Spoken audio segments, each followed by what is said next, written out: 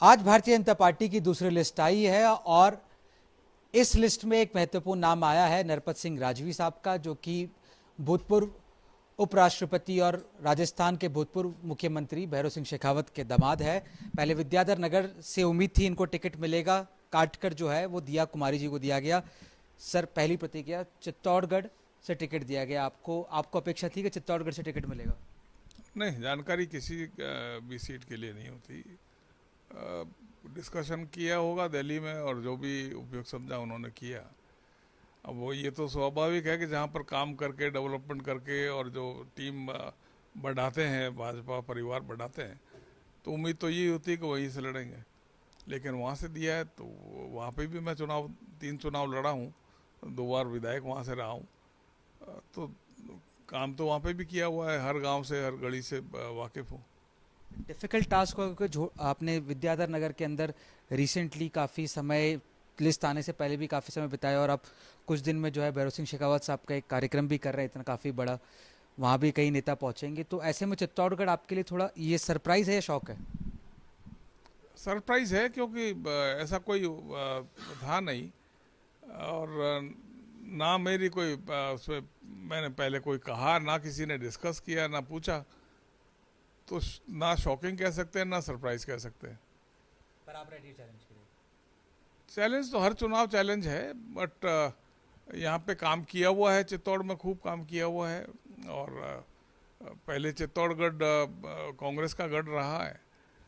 भैरव सिंह जी शेखावत साहब वहाँ से चुनाव लड़े, निमाड़ा से, वहाँ से उससे बीजेपी का विस्तार हुआ और उसके बाद में मैं चुनाव लड़ा हूँ। तो वहाँ पे परिवार बढ़ता ही गया और सभी सीटें उसके बाद में भाजपा जीतने लगी। उसके बाद में जब 2008 का रीऑर्गेनाइजेशन हुआ तो ये नई सीट थी और माननीय शेखावत साहब की तबीयत भी ख़राब थी, वो कैंसर से पीड़ित थे, तो बार बार बाहर जाना होता था, तो इसलिए यहाँ का चूज़ किया। सर, दिया जी से ने आपको कॉल किया, कहा कि आशीर्वाद चाहिए आपका उनको चुनाव जीतने के लिए, क्या विद्याधर नगर में भी, क्योंकि यहाँ पे इतना काम किया है, कैसी इक्वेशन है कि उस समय आप काफ़ी नाराज़ हुए थे जब टिकट काटा गया था? स्वाभाविक भी था कि आपने आप पे काफ़ी समय से काम किया था। नहीं, मैंने तो कुछ ऐसी प्रतिक्रिया ना तो सार्वजनिक तौर पर ना कोई घर में व्यक्त की है, ऐसी कोई नाराज़गी नहीं थी। और फ़ोन एक बार आया था यहाँ से, मेरे को टिकट मिला है, मैं चुनाव लड़ रही हूँ, मैंने कहा शुभकामनाएं, लड़िए। मदद करेंगे सर आप उनकी, दिया जी की यहाँ पर, क्योंकि आपका एक कैडर बन चुका है यहाँ पर आपके लोगों का? नहीं, मेरा इंडिविजुअल कोई कैडर नहीं है, पार्टी कैडर है। पार्टी कैडर में जितने भी मेरे साथ नए जोड़े थे उन सबको मैंने भेजा है कार्यक्रमों में। और अभी जो जा रहे हैं वो यहाँ पे अभी सुबह से जितने थे वो सब जा रहे हैं काम पे। पार्टी का काम तो करना ही है। सर, ज़्यादा आपका समय नहीं लूँगा, दो सवाल और। वसुंधरा राजे समर्थक जितने भी विधायक हैं जो पहले उनके कैबिनेट में रह चुके हैं या पहले जो उनके नेतृत्व में काम कर चुके, इस लिस्ट के अंदर अशोक लाहोटी को छोड़कर सब लोगों का नाम है जिन लोग का पहले नहीं था, तो कैसे देखते हैं आप में? क्या वसुंधरा राजे के फीडबैक को आपको लगता है कि सीरियसली लिया गया इस बार?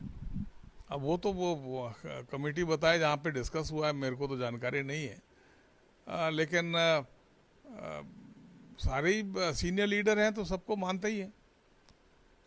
पहली लिस्ट में थोड़ा सा साइडलाइन किया गया था, ऐसा लग रहा था, राजपाल सिंह शेखावत और 12 जो अनीता सिंह से लेकर कई ऐसे लोग थे जिन्होंने मोर्चा खोल दिया था, क्योंकि उनको टिकट, विकास चौधरी जो है मैडम के काफ़ी करीबी माने जाते हैं, उनका भी टिकट काट दिया गया था। अब उनका तो वही बता सकते हैं।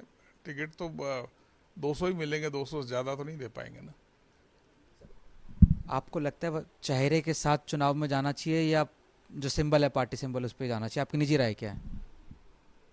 बेसिकली पार्टी चुनाव लड़ती है। आप भी जाएंगे तो पूरी पार्टी साथ लगेगी तभी जाके चुनाव जीता जाता है। अब चेहरा और बिना चेहरा, तो पहले नारा लगाते थे अब की बारी अटल बिहारी, चुनाव हार गए तो उसके बाद में फिर है कि अगली बारी अटल बिहारी।